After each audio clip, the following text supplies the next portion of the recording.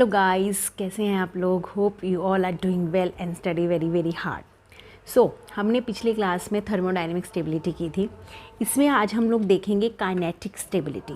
Actually ये बहुत short सा टॉपिक था और क्या कहते हैं, मैंने सोचा इसे जल्दी से कवर करा दें। मैंने ये पेपर पेन वाला सोचा। ठीक है, देखो काइनेटिक स्टेबिलिटी जो होता है ना, वो मैंने पहली क्लास में बताया था कि it is related to rate and mechanism of the reaction.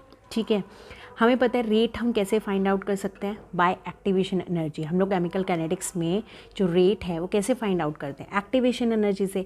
अगर एक्टिवेशन एनर्जी ज़्यादा होगी तो रेट कम होता है, क्योंकि उसे पहले उस एक्टिवेशन एनर्जी को क्रॉस करना पड़ेगा तब वो प्रोडक्ट बनाएगा। तो जितनी ज़्यादा एक्टिवेशन एनर्जी होगी उतना रेट कम होगा। तो अगर रेट उतना ही कम होगा तो काइनेटिक स्टेबिलिटी भी उतनी ही कम होगी। चलो ये तो बातें डिफरेंट सी हो गई। मेन है कि कोऑर्डिनेशन में हम काइनेटिक स्टेबिलिटी को कैसे अप्लाई करेंगे, क्या चीज़ हमें देखनी होगी। तो जो काइनेटिक स्टेबिलिटी है ना, वो दो चीज़ों के ऊपर डिपेंड करती है। एक बात होती है लेबिलिटी, एक होती है इनर्टनेस। लेबिलिटी मतलब लेबाइल। लेबाइल का मतलब है कि अगर आपके पास लीगेंड आया और आपने जल्दी से सब्स्टिट्यूशन कर दिया तो दैट इज़ लेबाइल। आप जल्दी से रिएक्ट करने वाले हो, you are very reactive. Inertness, भाई मैं तो स्टेबल हूँ, मैं बिल्कुल स्टेबल हूँ, मैं क्यों किसी के साथ एक्सचेंज करूँ अपने लीगेंड को, दैट इज़ कॉल्ड इनर्टनेस।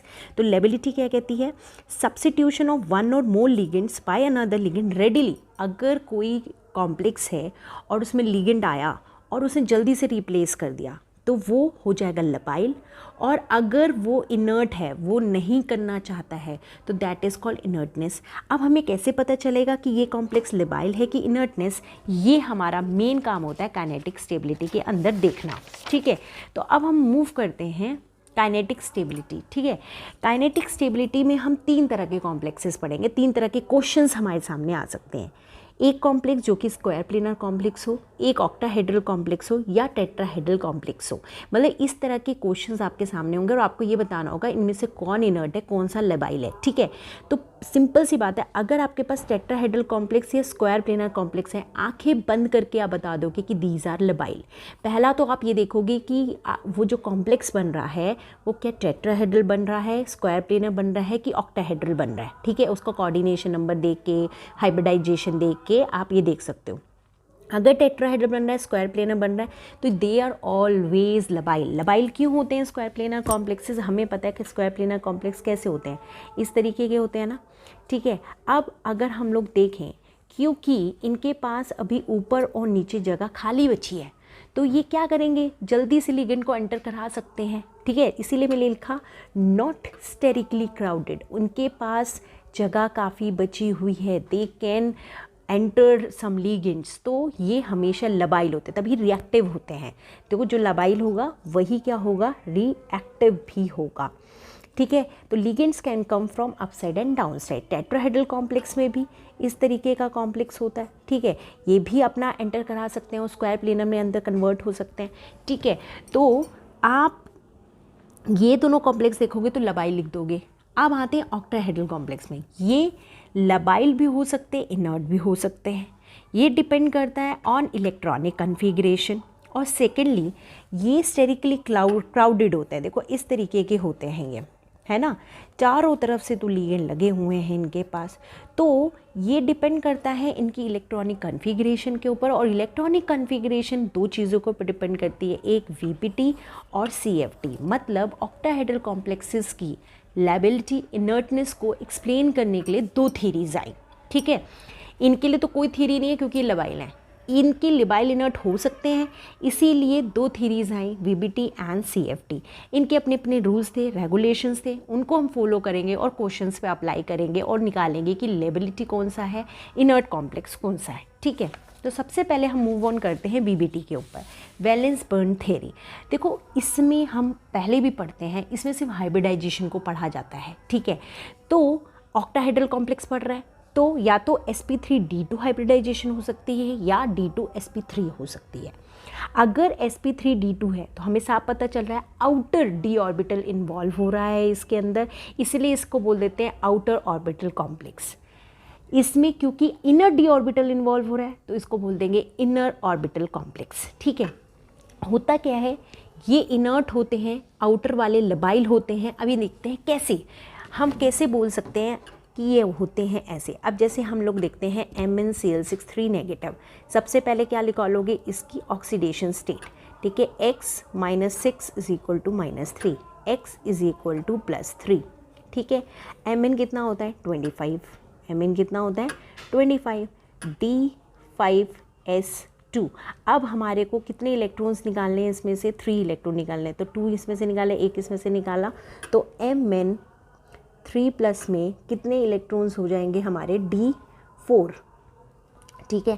अब इसको अगर हम लोग भरना शुरू करें तो कैसे होगा, यहाँ पे S होता है, यहाँ पे P होता है, ये D होता है, 1 2 3, ठीक, तो 1 2 एंड 3 एंड 4, ये तो खाली है बिल्कुल।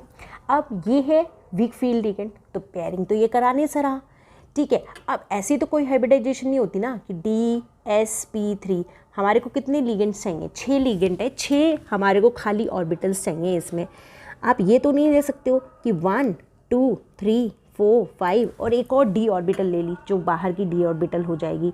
मान लो तो मैं यहाँ पे ड्रॉ कर लेती हूँ D ऑर्बिटल, आउटर क्योंकि यूज़ करता है ना ये, ठीक। अब ये वाला तो ऐसी कोई हाइब्रिडाइजेशन नहीं होती कि DsP3D, ऑब्वियस ये मुझे छोड़ना पड़ेगा और इनको लेना पड़ेगा। तो ये क्लोरीन यहाँ पे, यहाँ पे, यहाँ पे, यहाँ पे 3 4 5 एंड 6, एंड अगर इसको इन्वॉल्व करोगे तो क्या हाइब्रिडाइजेशन आ जाएगी, sp3d2।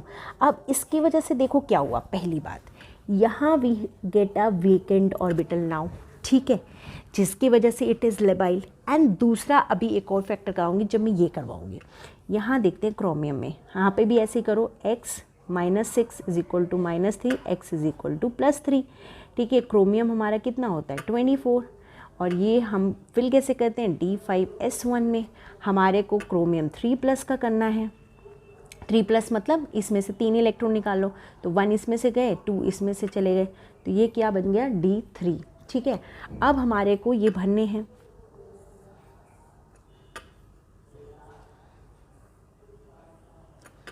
One two three 1 2 and 3, ठीक है। ये हमारा ऐसे कैसा, but Cn is strong field ligand, तो वो क्या करा देगा, पेयरिंग करा देगा। तो ये जब पेयर्ड हो जाएगा, पेयरिंग हो जाएगी, तो ये क्या हो जाएगा, इट विल बी 1 2 एंड 3। अब ये 3 ऑर्बिटल्स यहाँ पे खाली, जबकि इसको पेयरिंग भी कराने की ज़रूरत नहीं थी क्योंकि ये 2 हमारे को मिले हुए थे, तो D2sp3 तब भी हो सकता था, आप चाहे पेयरिंग कराते चाहे नहीं भी कराते, तब भी 2 D ऑर्बिटल मेरे पास अवेलेबल थी फॉर द हाइब्रिडाइजेशन। मान लो करवा भी दिया तब भी हमारे पास वी हैव द ऑर्बिटल्स। वैसे इसकी ज़रूरत नहीं है इसको पेयरिंग करवाने की, क्योंकि जब वैसे तो पेयरिंग करा सकता है, ठीक है। ध्यान से बात सुनो, अगर आपके पास पहले से ऑर्बिटल्स खाली पड़ी हैं तब ये पेयरिंग नहीं भी कराए तो भी हाइब्रिडाइजेशन आ जाती D2sp3, क्योंकि इसके पास ऑर्बिटल अवेलेबल है, यहाँ पे इलेक्ट्रॉन, यहाँ पे इलेक्ट्रॉन, यहाँ पे, यहाँ पे, यहाँ पे, यहाँ पे देने के लिए, ठीक है। तो D2sp3 यहाँ पे सारा फिल हो गया। अब एक बात देखना, यहाँ पे वी गॉट इतना बड़ा बॉन्ड, ठीक है ना, क्योंकि यहाँ से लेके sp3d2 था, यहाँ पे we got this type of bond. तो क्या होता है, क्योंकि इनर ऑर्बिटल्स इन्वॉल्व हुई तो इनर ऑर्बिटल से बॉन्ड लेंथ हो गई छोटी, क्योंकि अंदर की तरफ आया। इसमें है आउटर डी ऑर्बिटल, जिसकी वजह से बॉन्ड लेंथ बढ़ गई। अब अपने आप बताओ, एक की बॉन्ड लेंथ बढ़ गई, एक की बॉन्ड लेंथ छोटी हो गई, क्योंकि इसमें इनर डी ऑर्बिटल इन्वॉल्व है, तो बॉन्ड लेंथ, क्योंकि अंदर की ऑर्बिटल इन्वॉल्व है तो बॉन्ड लेंथ छोटी हो गई। इसमें बाहर की ऑर्बिटल है तो बॉन्ड लेंथ बढ़ गई। अगर बॉन्ड लेंथ बढ़ गई, बॉन्ड लेंथ इंक्रीजेस, तो बॉन्ड क्या हो जाता है, वीकर। और अगर ये वीकर हो गया तो तोड़ना आसान है, तो तोड़ना आसान है तो ये क्या हो जाएगा, लेबाइल, और ये क्या हो जाएगा, इनर्ट, क्योंकि ये हो गया स्ट्रॉन्ग, क्योंकि बॉन्ड है शॉर्ट। बात समझ में आई कि नहीं आई? इसमें क्या था, बिकॉज बाहर के ऑर्बिटल्स इन्वॉल्व थी, एक वेकेंट ऑर्बिटल भी हमको खाली सा मिल गया, ठीक है। और सेकेंडली ज़्यादातर समझाया जाता है क्योंकि आउटर डी ऑर्बिटल है, बॉन्ड लेंथ बढ़ गई, तो बॉन्ड लेंथ बढ़ गई, अट्रैक्शन न्यूक्लियस से दूर हो गया, तो जिसकी वजह से बॉन्ड लेंथ बढ़ गई, बॉन्ड लेंथ बढ़ गई, बॉन्ड वीकर हो गया, लबाइल हो गया। इसमें बिकॉज इनर डी ऑर्बिटल है, अपनी सारी ऑर्बिटल्स अंदर की तरफ चली गई, और अंदर की तरफ चली गई, बॉन्ड छोटा हो गया, शॉर्ट हो गया, स्ट्रॉन्ग हो गया, तो इनर्ट हो गया, ठीक है। हुआ क्या, जब ये वाला BBT चल रहा था तो उसमें D6, D7, D8 ये इसके अकॉर्डिंग इनर्ट आ रहे थे, क्योंकि हमें पता है D8 नॉर्मली क्या बनाता है, DsP2 स्क्वायर प्लेनर कॉम्प्लेक्सेस बनाता है, अंदर की तरफ बनाता है, तो ये इनर्ट आना चाहिए था, ठीक है, ये सारे के सारे। पर एक्सपेरिमेंटली देखा गया तो ये क्या थे, लबाइल थे। ये D6 तो इनर्ट था, D7 लबाइल था, ठीक है। तो हमारा ये जो कॉन्सेप्ट ऑफ BBT था कि sp3 D2 और D2 बहुत सारे आगे भी एक्सेप्शंस आए, तो इसको यहीं पे छोड़ा गया कि ये इतना ज़्यादा सक्सेसफुल नहीं है। तब आई हमारी next theory, that is crystal field theory. और देखो जो क्रिस्टल फील्ड थ्योरी है ना, यही सबसे ज़्यादा इंपॉर्टेंट है, पेपर में मुझको ये याद करनी है, इसके कॉन्सेप्ट को मुझे लेकर चलना है, ठीक है। ऑक्टाहेड्रल आएगा तो मैं इसी के कॉन्सेप्ट को लेके जो भी मेरा इनर्ट लबाइल आ रहा है मैं ये कॉन्सेप्ट लगाऊंगा, ठीक है। ये मैंने समझाने के लिए आपको बता दिया, बट उसके बहुत सारे एक्सेप्शंस थे। क्रिस्टल फील्ड थ्योरी क्या कहती है, हमें पता है ऑक्टाहेड्रल, क्योंकि ऑक्टाहेड्रल के लिए एक्सप्लेन कर रहे हैं, EG होता है, T2G होता है, और हमें पता है EG ऊपर होता है, T2G नीचे होता है। ये अलोंग द एक्सिस होते हैं। यहाँ पे अगर हमारे इस तरीके से ड्रॉ करो तो यहीं पे हमारे लिगेंड आ रहे होते हैं और यहीं पे हमारी d ऑर्बिटल होती हैं EG वाली, ठीक है। तो होता क्या है, ध्यान से सुनना, EG क्योंकि अलोंग द एक्सिस है, लिगेंड भी वहीं से आ रहे हैं, तो उनके बीच में रिपल्शन होगा ज़्यादा, और जब इनके बीच में रिपल्शन होगा ज़्यादा तो बॉन्ड लेंथ इंक्रीज़ कर जाएगी रिपल्शन की वजह से। और बॉन्ड लेंथ अगर इंक्रीज़ कर गई तो ये जब भी इलेक्ट्रॉन EG में आएगा बॉन्ड लेंथ बढ़ जाएगी, बॉन्ड लेंथ बढ़ जाएगी तो कॉम्प्लेक्स हो जाएगा लबाइल। तो बस एक बात को याद रखना है कि इफ़ हमें क्या करना है, जैसे मान लो कोई कॉम्प्लेक्स दिया है, आप ऑक्सीडेशन स्टेट निकालोगे मेटल की, इसके बाद इलेक्ट्रॉनिक कन्फिग्रेशन लिखोगे। अगर मतलब हाई स्पिन लो स्पिन दोनों चीज़ें देखोगे, ठीक है ना। अगर वीक फील्ड लिगेंड है तो हाई स्पिन बनेगा, अगर स्ट्रॉन्ग फील्ड लिगेंड है तो पेयरिंग हो जाएगी। तब देखो कि आखिरी इलेक्ट्रॉन अगर EG में गया तो वो क्या हो जाएंगे, लबाइल, क्योंकि अलॉन्ग द एक्सिस है, रिपल्शन होगी, बॉन्ड वीकर होगा। तो EG में अगर इलेक्ट्रॉन एंटर कर गया तो लबाइल होगा, और अगर T2G के अंदर ही हैं इलेक्ट्रॉन्स तो वो हमारे हो जाएंगे इनर्ट। चलो ठीक बात है। अब इसमें भी एक एक्सेप्शंस था कि जो स्टार्टिंग के जो D1, D2, D3 थे, D3 तक नहीं, D1 एंड D2, बात पहले फिर से देख लेते हैं। EG में अगर इलेक्ट्रॉन गए तो क्या होंगे, लबाइल, क्योंकि अलोंग द एक्सिस है, रिपल्शन ज़्यादा है, बॉन्ड बढ़ गई। T2G में रहेंगे, यहाँ पे रहेंगे तो होंगे इनर्ट। बट इसमें बस दो ही एक्सेप्शंस हैं। देखो यहाँ पे अब हम देख रहे हैं, जैसे D करेंगे ये हमारा होगा लबाइल, ठीक है, क्योंकि मैंने बोला EG में जाना चाहिए तो ये तो गया नहीं। बट अभी मैं बताती हूँ क्यों। अब इसमें क्या हुआ, D1 में गया, ठीक है, तो मतलब 1 इलेक्ट्रॉन, D2 मतलब 1 एंड 2, मतलब ये जा रहा है हमारा T2G में, ये हमारा जा रहे हैं T2G में। बट फिर भी ये क्या है, लबाइल हैं, क्योंकि अनसिमेट्रिकली फिल्ड है। थोड़ा सा अगर हम जॉन टेलर इफ़ेक्ट याद करें, थोड़ा अनसिमेट्रिकली भी अगर फिल्ड होती हैं इलेक्ट्रॉन्स तो थोड़ा रिपल्शन ऊपर नीचे हो जाता है, तो जिसकी वजह से ये क्या हो जाएंगे, लबाइल। D3 में क्या हुआ, गए तो T2G में ही बट सिमेट्रिकली फिल्ड थे, जिस वजह से ये हो गया inert. And D3 is always inert, ये ध्यान रखना है, ठीक। इसी तरीके से D4 लो स्पिन, अब लो स्पिन है मतलब पेयरिंग हो गई 1, 2, 3 एंड 4। अब ये क्योंकि पेयरिंग हो गई है, T2G में है तो ये लबाइल हो गया। हाई स्पिन है तो हाई स्पिन मतलब इसमें भी गया, इसमें भी गया, EG में चला गया 1, 2, 3 और 4, तो इसमें चला गया, सॉरी ये मैंने इनर्ट लिखना है, ये हो गया लबाइल क्योंकि EG में चला गया, ठीक है। इसी तरीके से D5, D6 भी आप करोगे, ये तो लो स्पिन है तो इसी में 1, 2, 3, 4 एंड 5, इसकी वजह से ये हो गया इनर्ट। हाई स्पिन है, ऊपर चला जाएगा तो ये क्या हो जाएगा, लबाइल। अब D6 ध्यान से देखोगे, जो D6 वाला है ये अगर मान लो लो स्पिन है, क्योंकि लो स्पिन तो सारे के सारे अंदर है, 1, 2, 3, 4, 5, 6, तो ये हो गया हमारा इनर्ट। और अगर हाई स्पिन है क्योंकि ऊपर चले जाएंगे 1, 2, 3, 4, 5 एंड 6, तो क्योंकि EG में गया है इलेक्ट्रॉन तो जिसकी वजह से ये क्या हो जाएंगे, लबाइल। D7, D8, D9, D10, क्योंकि अब तो ऑटोमेटिकली की बात है कि जाने ही जाने हैं ईजी के अंदर, तो ये सारे के सारे क्या हो जाते हैं हमारे लिबाइल, क्योंकि इनमें ऑल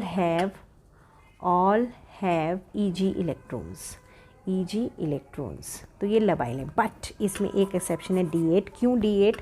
देखो ध्यान से, अगर हम D8 को ड्रॉ करो आप, 1 2 3 4 5 6 7 8 सिमेट्रिकली फिल्ड हो गया, जिसकी वजह से ये हो जाएगा इनर्ट। ठीक है, तो D3 और D8 क्यों होते हैं inert? Because of the symmetrically field, थोड़े से ये सिमेट्रिकली फिल्ड होते हैं, तो इसकी वजह से ये इनर्ट हो जाते हैं। अदरवाइज आप, और ये वाले हमेशा ही लबाइल होंगे, स्टार्टिंग वाले, ठीक है, अनसिमेट्रिकली याद रख लेना इसके लिए। ये तो अकॉर्डिंग टू द कॉन्सेप्ट चल रहा है। अगर ईजी में चला गया तो हमारा क्या कहते हैं लबाइल हो जाएगा, और अगर T2G में ही रहा तो हमारा इनर्ट रहेगा। इसी कॉन्सेप्ट को दिमाग के अंदर रखना है और किसी कॉन्सेप्ट को डालने की ज़रूरत नहीं है आप लोगों को। अब चलते हैं कुछ, ये मैंने एक शॉर्ट फॉर्म बनाया है, इसको ध्यान से देखेंगे, इसी से सारे क्वेश्चंस आने। D1, D2 और ऑलवेज लबाइल अभी हमने देखा, मैंने आपको बताया। D4, D9 always labile due to Jahn Teller effect. D9 में कौन सा आता है? कॉपर आता है ना। ध्यान रखेंगे ये हमेशा लबाइल होते हैं, क्योंकि जॉन टेलर की वजह से क्या होता है, कॉपर के अंदर ये दो बॉन्ड्स लॉन्ग हो जाते हैं, ये दोनों बॉन्ड शॉर्ट होते हैं, जिनकी वजह से ये वीकर हो जाते हैं और ये काइनेटिकली लबाइल हो जाते हैं, काइनेटिकली लबाइल, ठीक है ना। तो ये काइनेटिकली लबाइल होते हैं। इसके बाद, ठीक है ना, समझाया। D3, D6 always inert, D3, D6 even you can write D8 और ऑलवेज इनर्ट, ठीक है। अब इनर्टनेस और भी दो फैक्टर्स के ऊपर डिपेंड करती है, size of the metal, charge of the metal. जितना ज़्यादा चार्ज होगा, स्मॉलर साइज होगा, उतना ज़्यादा लिगेंड को अपनी तरफ अट्रैक्ट करेगा, उतना शॉर्टर बॉन्ड होगा। जितना ज़्यादा शॉर्टर बॉन्ड होगा उतना वो स्टेबल होगा, तो उतना स्टेबल होगा उतना ज़्यादा इनर्ट होगा। तो जैसे क्वेश्चन आया क्रोमियम 3+ और वेनेडियम 2+, ठीक है, हमने बोला D3 इज़ ऑलवेज लबाइल, ये भी D3 बन रहा है, ये भी D3 बन रहा है। अब हम समझ नहीं आया कि कौन सा ज़्यादा इनर्ट होगा, तो ऐसे में आपने क्या देखना है, चार्ज देखोगे और साइज़ देखोगे। जिसका साइज़ और चार्ज सबसे ज़्यादा होगा वो उतना ज़्यादा इनर्ट होगा। इनर्ट दोनों हैं, बट ये ज़्यादा इनर्ट है क्योंकि चार्ज ज़्यादा है और साइज़ भी ज़्यादा स्मॉल है। अब जैसे कोबाल्ट, रोहनियम, इंडियम, निकल, प्लैटिनम। आप किसी ने आप पूछे कि ये बताओ नीचे जाने पे इनर्टनेस क्या होती है, तो नीचे जाने पे इनर्टनेस जो होती है वो इंक्रीज़ होती है। आप कहोगे मैम ये तो कॉन्ट्राडिक्टेड हो गया, क्योंकि आपने अभी कहा जितना साइज़ छोटा होगा उतना ज़्यादा इनर्टनेस होगी। यहाँ पे तो जैसे जैसे नीचे जा रहे हैं साइज़ बढ़ रहा है, बट इसमें गड़बड़ क्या हो रही है, ये है 3D, ये है 4D और ये है 5D। हमें पता है जैसे जैसे हम इन सीरीज़ में जाते हैं 4D 5D ज़्यादा डिफ्यूज्ड होती हैं। F ऑर्बिटल में आपने पढ़ा होगा, ये ऑर्बिटल्स ज़्यादा डिफ्यूज्ड होती हैं because of the presence of F orbitals, जिसकी वजह से इनका साइज़, हाँ ठीक है बिग है, बट ये डिफ्यूज्ड होने की वजह से ये ज़्यादातर अंदर की तरफ होती हैं, जिसकी वजह से इनर्टनेस बढ़ जाती है। जैसे मैं अगर इसको समझाना चाहूँ, और एक और भी इसको समझाने का तरीका है, जैसे मान लो ये निकल, ये प्लैटिनम, यहाँ पे लिगेंड ऐसे लगे हुए हैं, ठीक है, 6 लिगेंड, यहाँ पे थोड़े दूर हो जाएंगे, यहाँ थोड़े और दूर हो जाएंगे। अब इनमें क्या है, इनमें है रिपल्शन वाला फैक्टर, ठीक है, डिफ्यूज्ड वाला तो है ही है जो मैंने आपको बताया, ज़्यादा पास है, रिपल्शन ज़्यादा होगी, बॉन्ड लेंथ बढ़ जाएगी। इसमें रिपल्शन कम होगी, जैसे जैसे बढ़ रहा है रिपल्शन और कम हो जाएगी, तो बॉन्ड लेंथ जो है छोटी की छोटी ही रहेगी। तो ध्यान रखेंगे जैसे जैसे हम नीचे जाएंगे इनर्टनेस डाउन द ग्रुप बढ़ती जाएगी। दो रीज़न है, because 4D and 5D are very diffuse because of the presence of F orbital, या फिर सेकेंड आप कह सकते हो as we move down the group the size increases and because of the diffuse nature, और क्या कहते हैं बिग साइज, द जो लिगेंड्स होते हैं वो दूर दूर होते हैं, जिनकी वजह से रिपल्शन कम होती है और बॉन्ड लेंथ छोटी होती है as compare to this one, ठीक है। तो ये दो मेन रीज़न थे, ये है इसका निचोड़। अब हम लोग करते हैं इसके क्वेश्चंस। ये 3 क्वेश्चंस हैं, आपको सिर्फ इनर्टनेस लगानी है कि इन तीनों में से, जैसे ये 3 क्वेश्चंस है, आपको बताना है इनर्ट कौन सबसे ज़्यादा है। जैसे सबसे पहले इनमें देखें तो मैंने क्या करूँगी, मैं इनका ऑक्सीडेशन, मतलब इसका ऑक्सीडेशन स्टेट निकालूंगी। तो 6x - 6 = -3, तो x = +3, ठीक है, यहाँ पे -6 -2 तो +4, x is equal to +4, x -6 is equal to -1, x is equal to +5। जितना ज़्यादा चार्ज, जितना ज़्यादा स्मॉलर साइज, उतनी ज़्यादा इनर्टनेस। तो 3, 2 एंड 1 ये है इनर्टनेस। इनर्टनेस मैं बता रही हूँ, ठीक है। अब मैग्नीशियम 2+, क्योंकि वाटर है, वाटर न्यूट्रल लिगेंड है, तो ये हो गया मैग्नीशियम 2+, कैल्शियम 2+ एंड स्ट्रोंशियम 2+। अब इनमें कैसे बताएंगे, क्योंकि ये सीरीज़ है हमारी बेटा, मांगे, कार, स्कूटर, बाप, राजी, ठीक है। Beryllium 2+, magnesium 2+, calcium, strontium and barium. तो साइज़ जैसे जैसे बढ़ता जाता है, तो ये साइज़ अगर बढ़ता जाएगा, इसका साइज़ है स्मॉलर, तो जितना ज़्यादा स्मॉलर उतनी ज़्यादा इनर्टनेस, तो ये ज़्यादा इनर्ट होगा। ये हो गया इनर्टनेस, मतलब 1, 2 एंड 3, ये 1 वाला ज़्यादा इनर्ट है। इसी तरह सेम इसमें ये हो गया Na+1, मैग्नीशियम 2+, एल्यूमिनियम 3+। जितना ज़्यादा चार्ज उतना स्मॉलर साइज, उतनी ज़्यादा इनर्टनेस। ये हो जाएगा इसका, ये हो गया इनर्टनेस। और अगर ऐसे क्वेश्चन में कोई ऐसा होता है, ये स्क्वायर प्लेनर कॉम्प्लेक्स दिया होता और यहाँ पे ऑक्टाहेड्रल कॉम्प्लेक्स होता, और तो इन दोनों में आप क्या बताते, कौन ज़्यादा इनर्ट है और कौन ज़्यादा लेबाइल। अगर सिर्फ ऑक्टा और स्क्वायर देखना होता तो this will be inert and this will be labile, ठीक है। सो होप गाइज आपको काइनेटिक स्टेबिलिटी बहुत अच्छे से समझ में आई होगी। इस अब नेक्स्ट जो वीडियो आएगी वो ऑर्गल डायग्राम की आएगी फिर से, ठीक है। वो आएगी ट्यूसडे को, क्योंकि आप लोगों को थोड़ा सा ऑर्गल डायग्राम में प्रॉब्लम आ रहा है, D9 ऑक्टाहेड्रल वाली, उसे मैं थोड़ा एक्सप्लेन करूँगी अच्छे से। I am out of station for 2 days, जिसकी वजह से अभी वीडियो नहीं आ पाएगी। ट्यूसडे को नेक्स्ट वीडियो आएगी, उसमें हम लोग मिलते हैं। Okay, enjoy, thank you so much.